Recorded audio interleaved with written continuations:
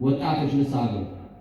ሰይጣን የአድማ የምቀኝነት የተንኮል የስም ማጥፋት ሰፈር ላይ እያበጠረን ነው።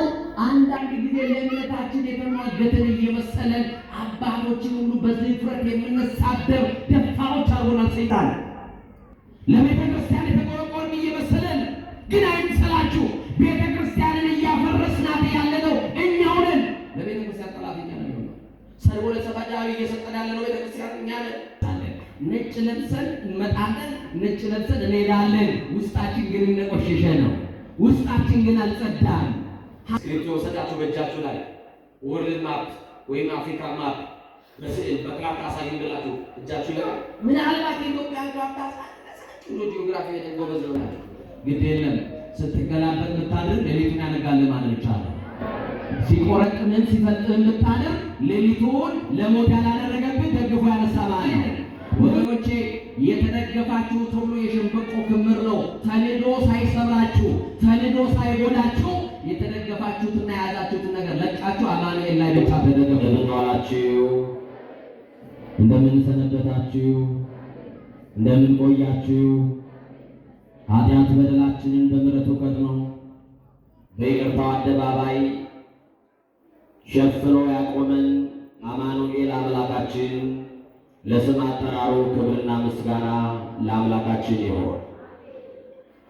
ለቃል ዕለት ለሥጋ መርገት መሰላል የሆነች የአዲስ ኪዳን ኪሩብ ከሰማይ የረቀቀች ዳግሚት ሰማይ በቀደመ ልመናዋ ፍጥረት የምታስምር አዛኝ የጻድቃን ወዳጅ የኃጥአን አማላጅ እናታችን መመኪያችን አማላጃችን በረሃብ ዘመን በልተን የጠገብንባት መሶባችን ድንግል ማርያም በጥማት ዘመን ጠጥተን የረካንባት ጽዋችን ድንግል ማርያም ልብሳችንም ጉርሳችንም ድንግል ማርያም ዘመዳችን ወገናችን ድንግል ማርያም የምንመካባት የመመኪያችን ዘውድ ድንግል ማርያም ዲያብሎስን ድል የነሳንባት የድል አክሊላችን ድንግል ማርያም የምንመረጎዝባት በጥራ ሃይማኖታችን ድንግል ማርያም ገነት መንግሥተ ሰማያት የገባንባት በራችን ድንግል ማርያም የሕይወት እንጀራ የቀረበባት አማናዊት መሶብ ድንግል ማርያም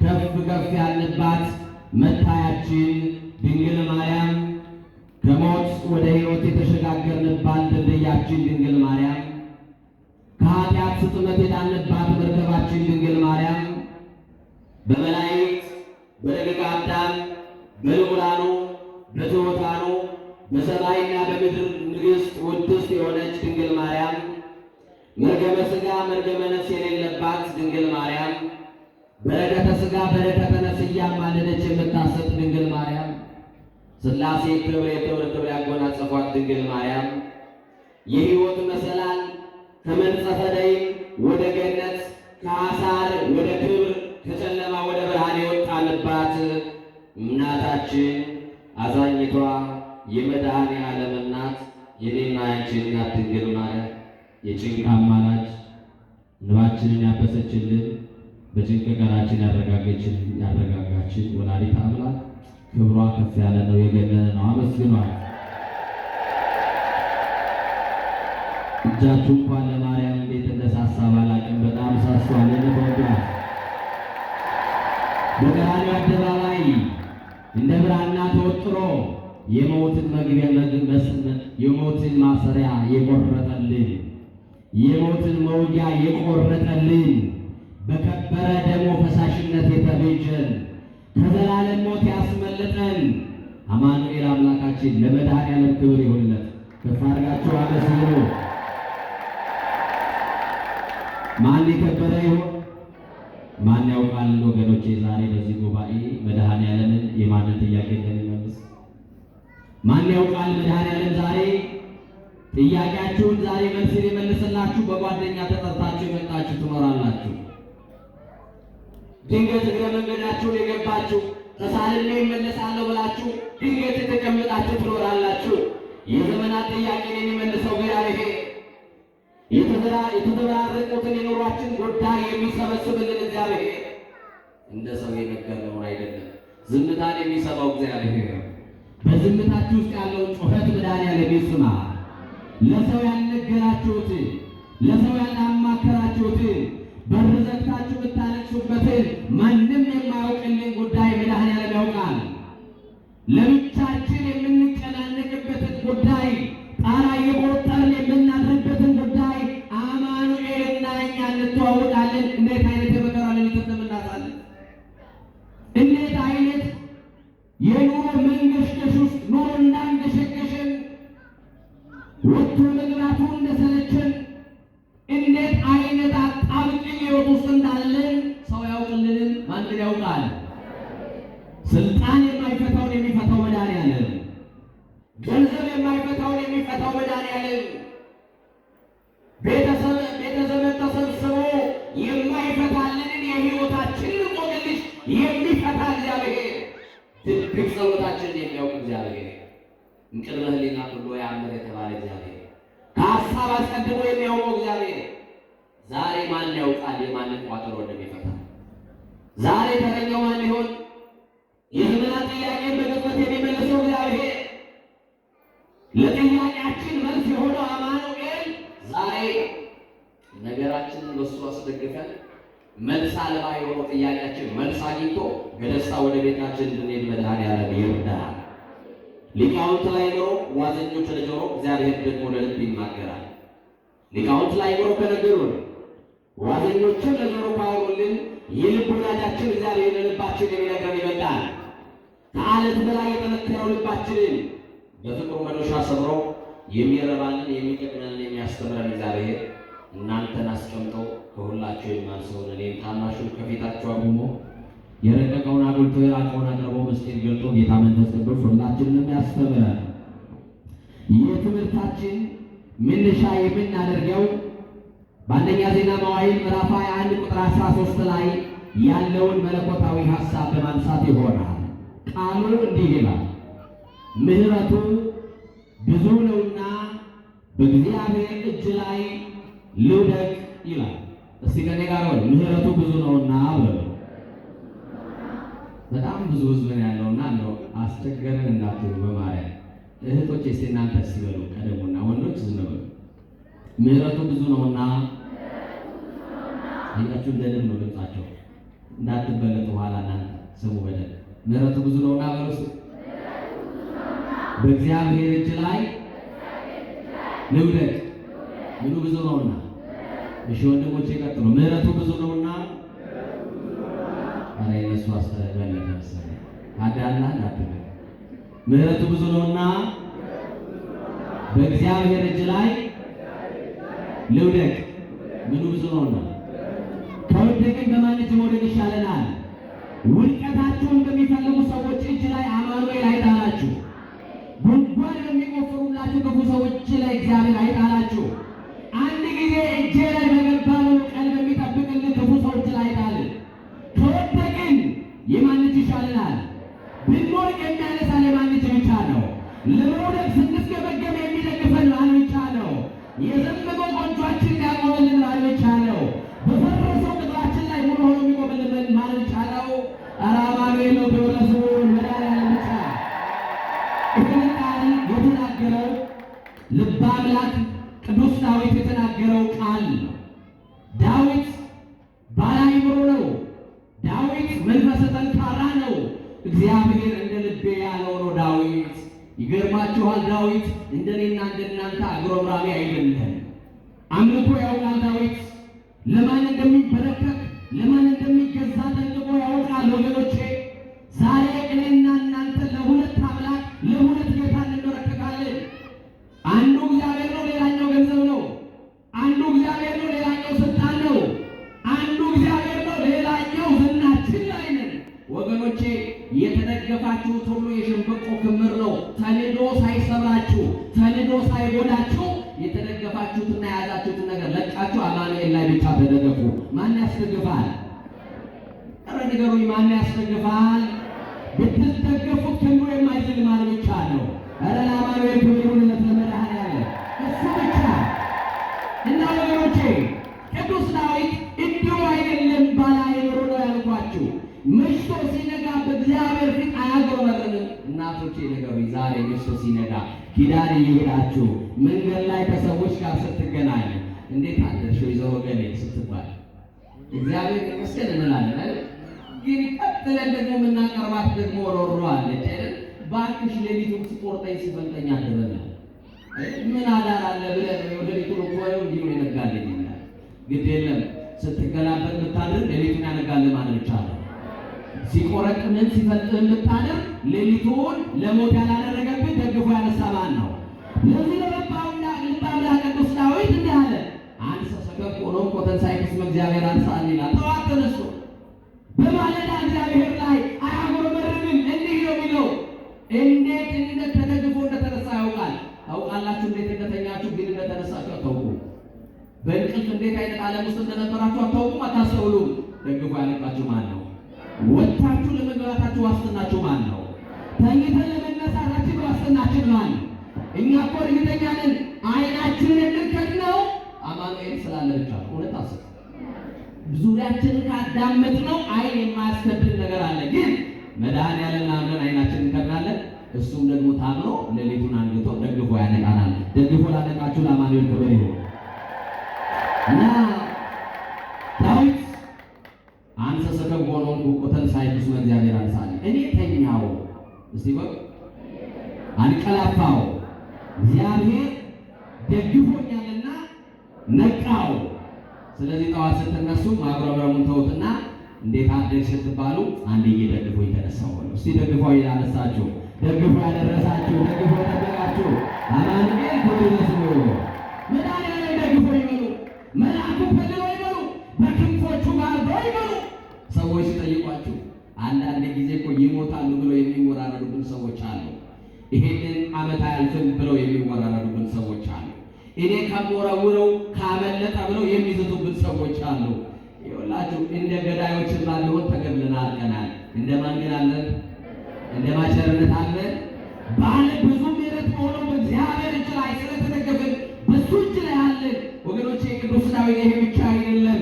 እግዚአብሔር ኃጢአትን ይቅር የሚል ከማቴ አበሳ ግምና ሸፋኝ ነውርን የሚከድን እንደሆነ ሲገባው ብፁዓን ለተሃደገው ኃጢአቶሙ እያለ እግዚአብሔር ፊት ይናገራል።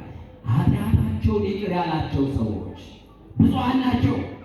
በደላቸውን ያላሰበባቸው ያልቆጠረባቸው ሰዎች ምስጉን ናቸው፣ ብፁዓን ናቸው ይላል። ወገኖች የተሸፍኖልን ነው የገባ ነው። እውነት አሰብ እኔ ባይሸፈንልኝ ጊዜ አልቆምም። ማምላክ ምስክር ስንት ጉድ አለብኝ፣ ስንት ነውር አለብኝ። ነውሬን ከድኖ በምሕረቱ ግን ያቆመኝ አማኑኤል ነው። ዳዊት ሲገባው እንዲህ አለ። ገና ወደ እግዚአብሔር ቤተ መቅደስ ሲመጣ እኔ ግን አለ በማርያም በምናት ድምፃችሁን ከፍ አለ በምሕረት ብዛት ወደ ቤት እገባለሁ። በምን ብዛት? አረ ነገሩን በምን ብዛት? ስለዚህ እዚህ ያለ ነው ምሮን እንጂ መርምሮን አይደለም። ክብር ለስሙ ይሁን። ምሕረት የተደረገልን ይቅር የተባለን ኃጢአታችን የተቀደደልን ሰዎች ነን። ዳዊት ይሄ ብቻ አይደለም። ዳዊትን ጥያቄ በጠይቁት ለአንተ ትልቅ ምንድን ነው ተብሎ ቢጠይቅ የዳዊት መልስ ይገርመኛል። አሁን ለአንቺ ትልቅ ምንድን ነው ብዬ ብጠይቅሽ ለአንተ ትልቅ በዚህ ምድር ላይ ምንድን ነው ግን በጣም ብዙ ነገሮች ልትደረድሩልኝ ትችላላችሁ። ቅዱስ ዳዊት ግን መዝሙር 48 ላይ አብይ እግዚአብሔር ይላል። እግዚአብሔር ትልቅ ነው ይላል። እስቲ እግዚአብሔር ትልቅ ነው ወገኖች? ከኑሯችን መግዘፍ በላይ እግዚአብሔር ምንድን ነው? አዎ በኑሮ ያለ ውጣ ውረድ ኑሯችንማ የተራራን ያክል ገዝፎ እየታየ መከራችን የተራራን ያክል ገዝፎ ታይቶን መውጣት የማንችለው ተራራ ከፊት ለፊታችን ይደቀናል። ከተራራው በላይ ግን እግዚአብሔር ምንድን ነው? ከኑሯችን በላይ ማን ትልቅ ነው? እግዚአብሔር ትልቅ ነው። ትልቁ እግዚአብሔርን ይዛችሁ ታጣላችሁ። ከትልቁ ከእግዚአብሔር ጋር ተጣብቃችሁ ምን ይጎልባችኋል? አማኑኤልን ይዛችሁ መድኃኒዓለምን ይዛችሁ የሁሉ ባለቤት ላይ ተደገፋችሁ የሁሉ ባለቤት ጋር እየተንበረከካችሁ ምን ታጣላችሁ? ምን ይጎልባችኋል? ወገኖቼ እና ይገርማችኋል። ዳዊት ደግሞ እንደ ዳዊት ኃጢአቱን በእግዚአብሔር ፊት የሚያምን ደግሞ የለም። ኃጢአትን በእግዚአብሔር ፊት እንደ ዳዊት የሚያምን የለም። እንዲህ ይላል፣ አቤቱ እንደ ቸርነት መጠን ማረኝ ይላል። እንደምን መጠን? እንደምን መጠን? እንደ ቸርነት መጠን ማረኝ፣ መተላለፌን ደምስስልኝ፣ አንተን ብቻ በደልኩ፣ በፊትህ ክፉ ስራ ሰራው እያለ በእግዚአብሔር ፊት ለፊት ራሳችን በጽድቅ ወንበር ላይ አኮፈሰን እንመለሳለን። ነጭ ለብሰን እንመጣለን፣ ነጭ ለብሰን እንሄዳለን። ውስጣችን ግን እንደቆሸሸ ነው። ውስጣችን ግን አልጸዳም። ሐሜት አለ ውስጣችን፣ ጥላቻ አለ ውስጣችን፣ መለያየት አለ ውስጣችን፣ መከፋፈል አለ ውስጣችን፣ ዘረኝነት አለ ውስጣችን፣ ብሔርተኝነት አለ ውስጣችን፣ ጎሰኝነት አለ ውስጣችን። ሰፊ ሀገር ይዘን መንደር ወርደናል። እንዲህ ባለ ቆሻሻ ማንነት ውስጥ ነጭ ያለበሰን ከክብራችን የተነሳ አይደለም። ነጭ ያለበሰን አማኑኤል እንደ ምሕረቱ ብዛት ነው። አማኑኤል ሸፍኖልን ነው። መድኃኔዓለም ከኖልን ነው እንጂማ ስራችን በእግዚአብሔር ፊት ቢገለጥ መስሐ ኃጢአትን ብትታቀብ እግዚኦ እግዚኦ መኑ ይቀውጥን ቤት አለ ያለው ኃጢአትን ብትጠባበቅ በፊት ማን ይቆማል እኮ ነው ያለው። እግዚአብሔር ኃጢአታችን ቢቆጥርብን ኖሮ በእግዚአብሔር ፊት ባለ ሞገስ ሆኖ የሚቆም ማንም የለም። ተሸፍኖልን ግን ቆመናል። ይህንን ነገር እንዳትረሱ ወገኖቼ፣ የሰማችሁ ነው። ተሸፍኖልን ይቆም። ይገርማችኋል። አንዳንድ ጊዜ እግዚአብሔር ይቅር ያለን ሰዎች ነን። እየሰማችሁ ነው። ዛሬ መድኃኔዓለም የምናገለግለው ይቅርታውን ስለምናውቅ ነው። ብዙ በደላችን ስለተተወልን ነው። ብዙ ኃጢአታችን ስለተሰረዘልን ነው። እንደ ምሕረቱ ብዛት በምሕረቱ ብዛት ስለተጎበኘን ነው። ያለ ብዙ ምሕረት በሆኑ በአማኑኤል ስለተጎበኘን ነው። አንዳንድ ሰዎች በድፍረት አባትነታችንና ክህነታችንን ይረሱና በውስጥ መስመር ይጽፉልናል። እየሰማችሁ ነው። በጣም ነውር የሆኑ ነገሮች ፕሮፋይላቸው ሲታይ የእመቤታችን ስዕል አለ። ፕሮፋይላቸው ሲታይ የኢትዮጵያ ኦርቶዶክስ ተዋሕዶ ቤተክርስቲያን አርማ አለው። ወገኖቼ ራእይ ዮሐንስ ላይ እንዲህ ይላል። የሰማችሁ ነው። ዲያብሎስም ይላል የስድብ አፍ ተሰጠው። ክርስቲያን የሚሳደብበት አፍና መሰራ ተሰጠው። የሰማችሁ ነው። እንደው ጊዜው እስቲ ቢሰጠን እንደው የሰው ኃጢአት ለመቁጠር በቂ ነው። ያውን ያለን ቀሪ ዕድሜያችን የሰው የምናወራበት ይሆን? ስለ ራሳችን ኃጢአት የምናለቅስበት ነው ወገኖች። ግድ የላችሁ። እኛን በድል ይሆናል፣ እኛን እናጠፋ ይሆናል፣ እኛን ደግም ይሆናል። ግን ሁሉም ስለ ራሱ ቢያለቅስ ጥሩ ነው። እየሰማችሁ ነው። ቅዱስ መጽሐፍ የሚናገረው አንዱ የአንዱን ሸክም ይሸከም ይላል። የሰማችሁ ነው። እግዚአብሔር በደላችን ስላልቆጠረ ነው። ሌላው ቅዱስ ዳዊት ሕመም ሲሰማው እንዲህ ብሎ ይጸልያል። እስቲ ሕመም ሲሰማችሁ ምን ብላችሁ ይጸልዩ?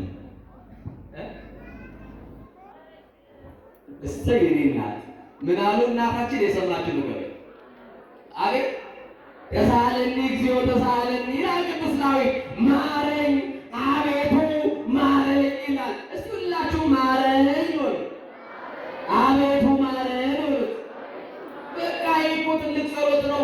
አልጋ ያላዝን በሽተኞች ነን። መድኃኔዓለም ማረን እና ማረኝ እያለ በእግዚአብሔር ፊት የሚጸልየው ልበ አምላክ እንደ ልቤ የተባለው ቅዱስ ዳዊት እግዚአብሔርን አሳዘነው ይላል። ማንን አሳዘነው? ወገኖቼ ወዳጃችሁን ስታሳዝኑ፣ ወንድማችሁን ስታሳዝኑ፣ ምናልባት አባቶቻችሁን ይዛችሁ ወንድሜን በድያለሁ፣ አሳዝኛለሁ፣ ይቅር በሉኝ፣ አስታርቁኝ፣ ሸምግሉኝ ትሉ ይሆናል። ከመድኃኔዓለም ብትጣሉ ግን ወዴት ነው የምትሄዱት? መሄጃ አለን? ዳዊት ኃጢአት ሰራ፣ እግዚአብሔርን አሳዘነው። ምንድነው ዳዊት የሰራው ኃጢአት ካላችሁ በተነሳንበት የትምህርት ክፍል አንደኛ ዜና መዋዕል ምዕራፍ 21 ቁጥር 1 ጀምረን እናነባለን። እንዲህ ብሎ ይጀምራል። እኔ ጋር ናችሁ። ሰይጣን በእስራኤላውያን ላይ ተነሳሳ ብሎ ይጀምራል። የት አባቱ ይመናት ሲጥሩ ሰይጣን በሉስ በእስራኤላውያን ላይ ምን ነው ጥሩ ስላልኩፈራችሁ በእስራኤላውያን ላይ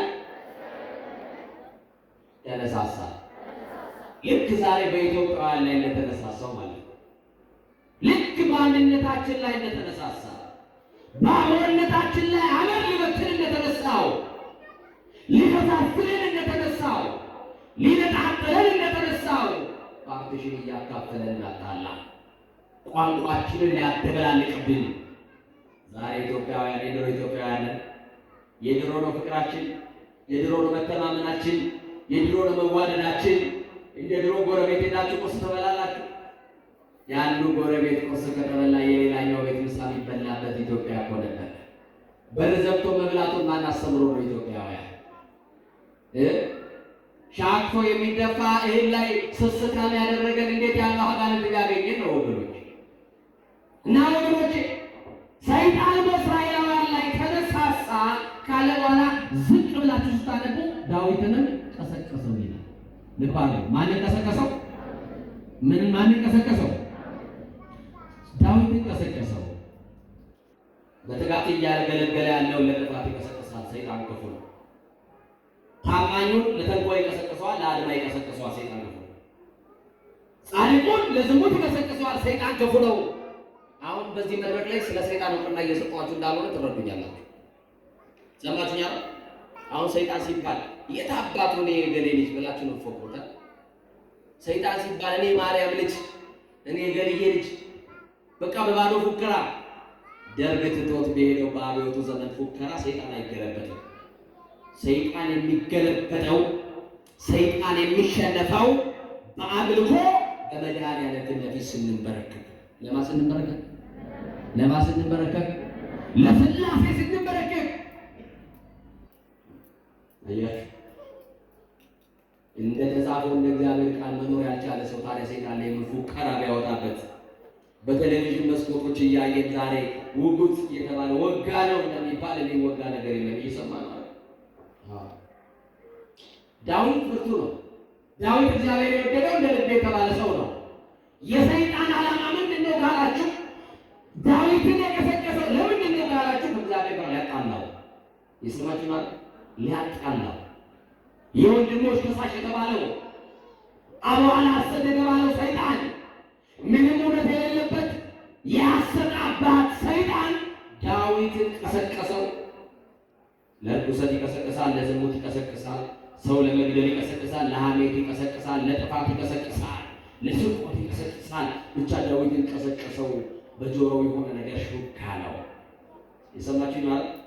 በሉቃስ ወንጌል ምዕራፍ 19 ላይ በጣም የሚገርመኝ ቃል አለ። የክብር ባለቤት ለስም አጠራሩ ክብር ምስጋና ይግባውና አምላካችን መድኃኒታችን ኢየሱስ ክርስቶስ ደቀ መዛሙርቱ ተኝተው ያለ ቀሰቀሳቸውና እንዲህ አላቸው። ከኔ ጋር ናችሁ? ሰይጣን እንደ ስንዴ ያበጠራችሁ ለመነኝ አላቸው። ማን ፈራችኋል?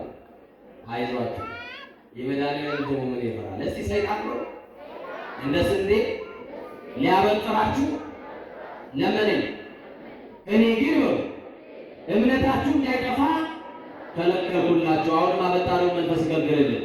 የዝሙቱ ሰፌድ ላይ እንዳያበጥረን ይከልክልልን። የክፋቱ ሰፌድ ላይ እንዳያበጥረን ይከልክልልን። የአድማ ሰፌድ ላይ እንዳያበጥረን ይከልክልልን። የተንኮል ሰፌድ ላይ እንዳያበጥረን አበጣሪው መንፈስ ይከልክልልና። እንዴት እንደሚበጠር እናቶች ታውቃላችሁ አይደለም?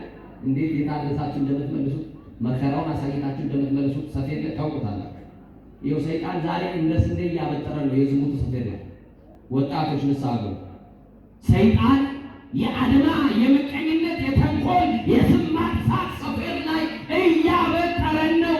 አንዳንድ ጊዜ ለእምነታችን የተሟገትን እየመሰለን አባቶችን ሁሉ በድፍረት የምንሳደብ ደፋሮች አድርጎናል ሰይጣን።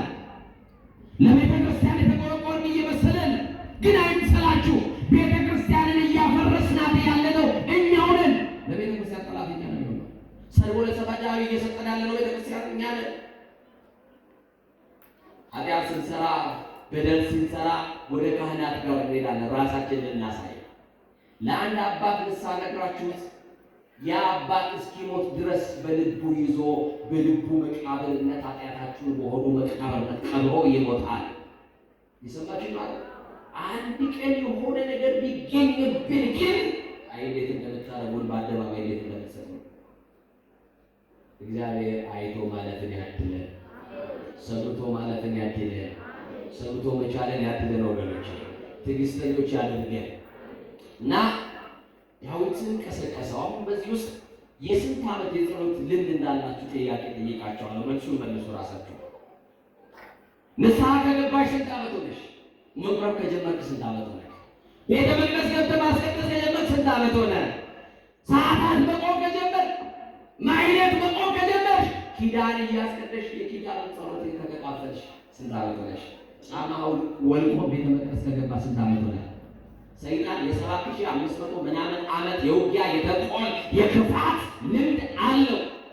አሁን ማወራላችሁ እንደ ተራ ብታዩት ሰማችሁ ነው። የስንት ዓመት ከቆጠራችሁ አዳምና ሔዋንን ካሳሳተበት የ7500 ዓመት የውጊያ የበረቱትን እንዴት አድርጎ እንደጣለ እናውቃለን። ታማኞቹን እንዴት አድርጎ እንደጣለ እናውቃለን። ደግሜ የምነግራችሁ እውቅና ለመስጠት አይደለም። አንቺ የ2 ዓመት እንደው የጸሎት እንዳለሽ ወይ ነው ሰይጣን። አንተ ትግሃ ሌሊት አለ ወይ? ሌሊት ተነስተህ መጸለይ ጀምረሃል ወይ?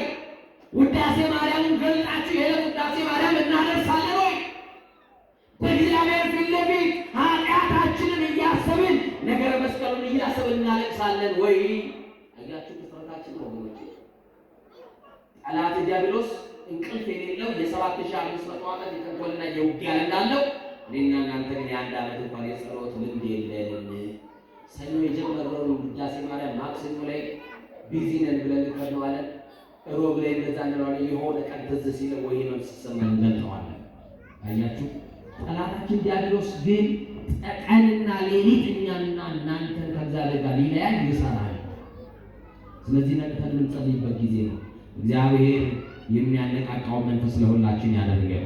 ስለዚህ ባጭሩ የጸሎት ልምድ ከሌለን፣ የስግደት ልምድ ከሌለን፣ የምጽዋት ልምድ ከሌለን፣ በቅድስና ማንመላለስ ከሆነ ስመ ክርስትና እንጂ ሕይወተ ክርስትና የለንም ማለት ነው። ገብረ ማርያም ቤተ ማርያም ተብለናል፣ ስሙን ይዘነዋል። ሕይወተ ክርስትና ግን የለንም። አያችሁ ክርስትና በየበዓላት ጊዜ ለብሰን በኋላ ሳጥን የምንቆልፍበት የጥጥ ልብስ አይደለም። ሁልጊዜ የምናገኝበት የሕይወት ልብስ ነው። ክርስትና ከዳኑ በኋላ የሚሞቱት ሞት አይደለም፣ ከሞት በኋላ የሚኖሩት ሕይወት ነው። ዳዊትን እንዲያርጎ ቀሰቀሰው። ይህ ሕዝብ እኮ ያንተ ነው ብሎ ነገረው። ወገኖቼ እናንተ ማናችሁ? እናንተ ማናችሁ? በእጁ ያበጃጀን ማለት እኛ የማን የእጁ ስራዎች ነን? እኛ የእግዚአብሔር ሸክላዎች ከሆንን በእኔና በእናንተ ሰውነት የሚያዝ መድኃኒዓለም ብቻ ነው። እውነት አስብ። ሰይጣን ክፋቱን አያችሁ። ያንተ እኮ ህዝብ ነው አለውና ቁጠረው። ስንት ህዝብ እንደምትመራ ስንት ህዝብ እንደምታስተዳድርና ማወቅ ያለብህ ብሎ ስታቲስቲክስ ታውቃላችሁ። የመጀመሪያውን ቆጠራ ሰይጣን ነገረው። ዳዊት ተነሳና ከዳን እስከ ቤርሳቤ ያለ ህዝብ ይቆጠርልኛል። ዳዊትን የቀሰቀሰው ግን ማለት መልሶልኛል ሰይጣን።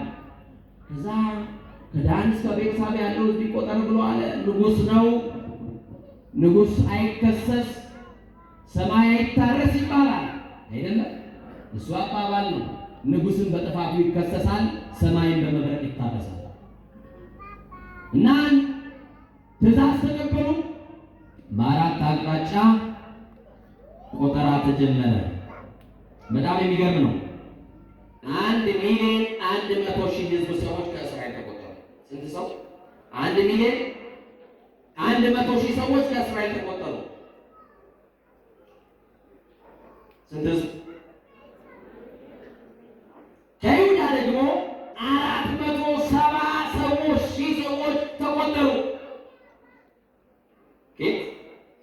ከይሁዳ እና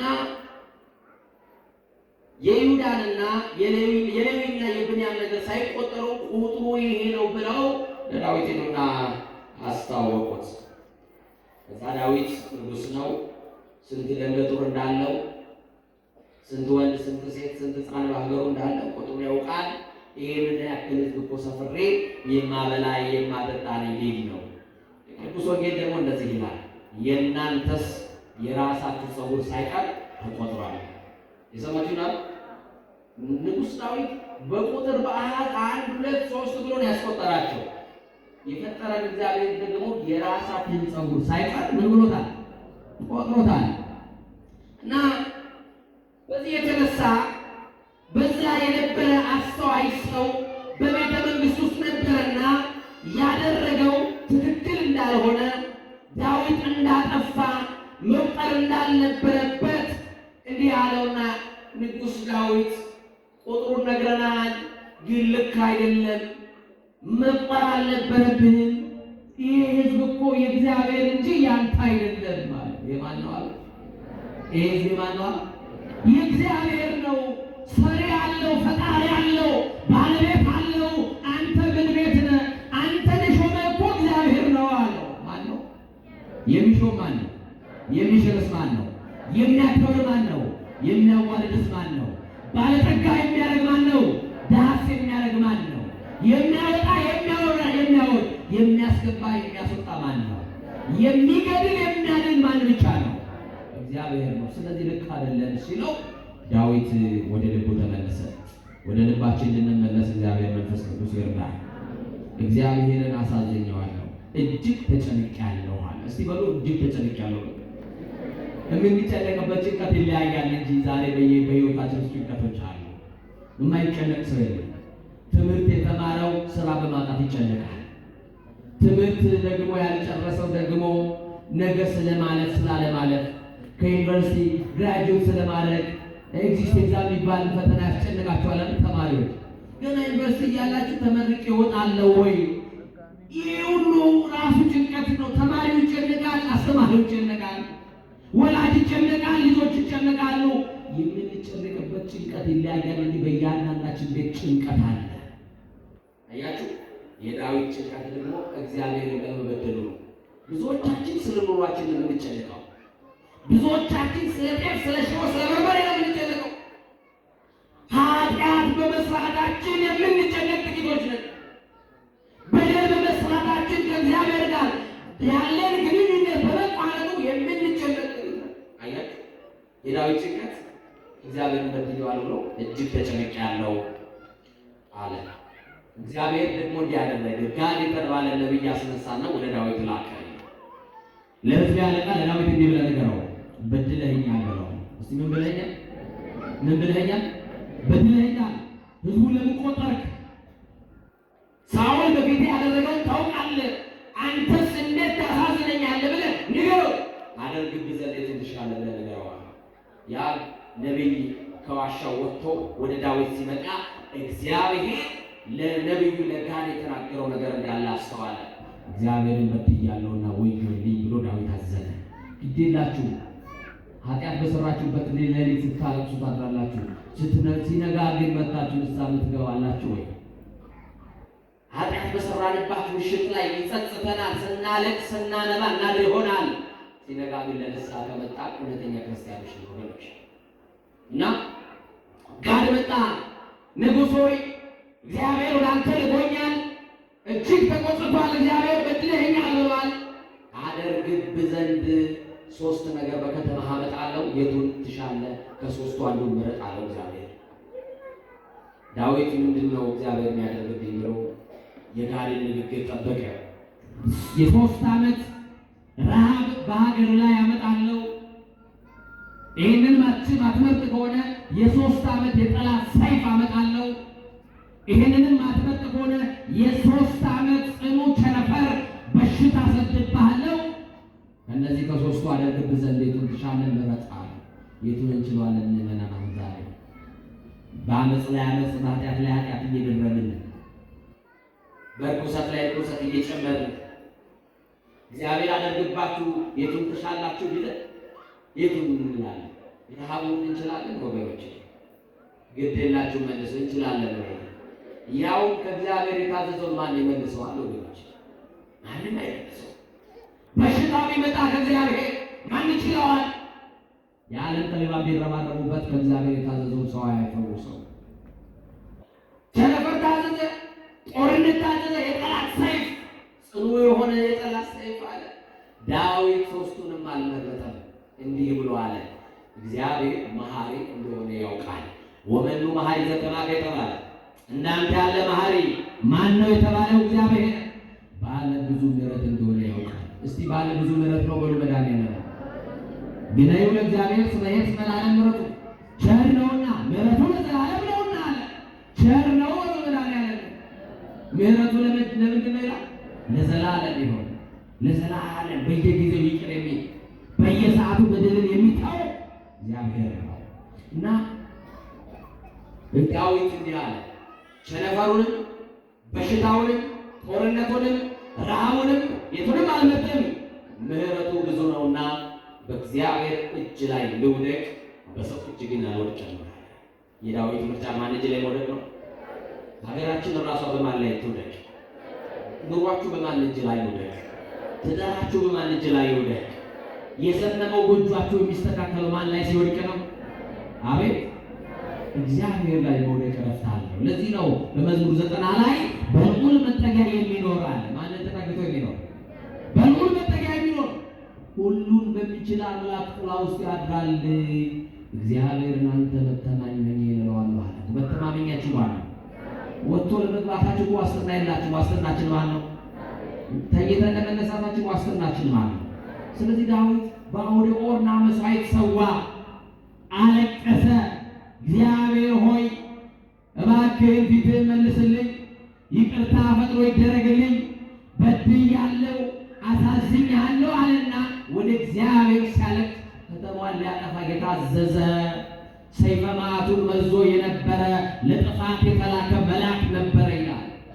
ያ መልአክ በአንድ ቀን በአንድ ሌሊት 70,000 እስራኤላውያን በተኙበት ሞተው አድረዋል። በዳዊት በደል የተነሳ ስንት ሺህ ሰዎች?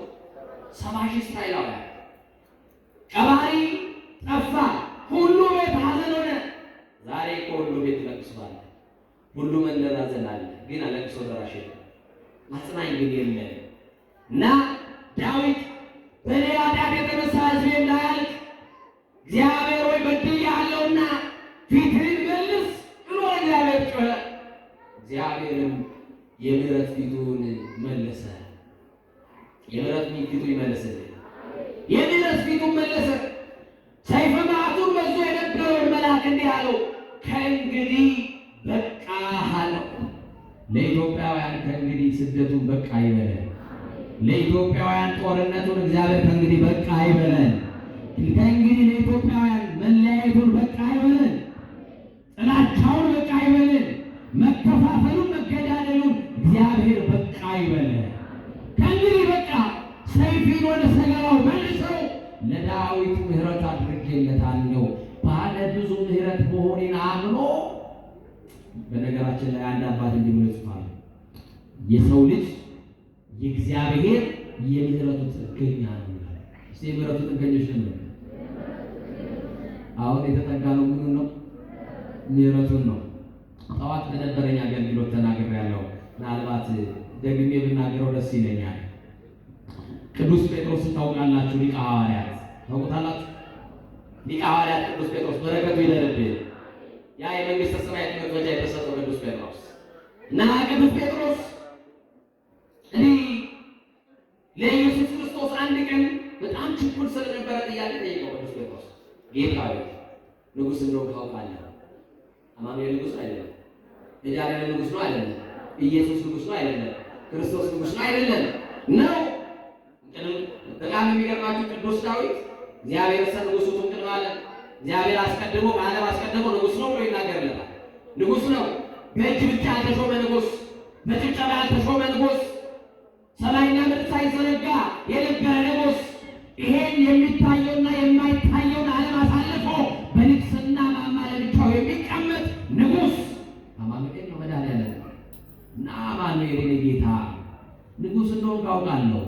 እኔ የማውቃቸው ነገሥታቶች ደግሞ ቤተ መንግሥት አላቸው፣ ዙፋን አላቸው፣ ወንበር አላቸው።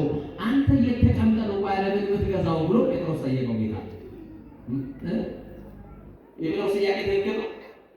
ጠየቀው። በቃ ጌታ ጴጥሮስ እኔ ዓለምን የት እንደማስተዳደር ብነግርህ ትገረማለህ። ና ላሳይህ አለውና መድኃኒዓለም እጆቹን ዘረጋ። የይቅርታ እጁን ይዘርጋልን፣ የምሕረት እጁን ይዘርጋልን፣ የሰላም እጁን ይዘርጋልን፣ የበረከት እጁን ይዘርጋልን። ዘረጋለት ለጴጥሮስ እጆቹ እና እጁን ዘረጋና ወደ እጄ መዳፍ ተመልከት አለው።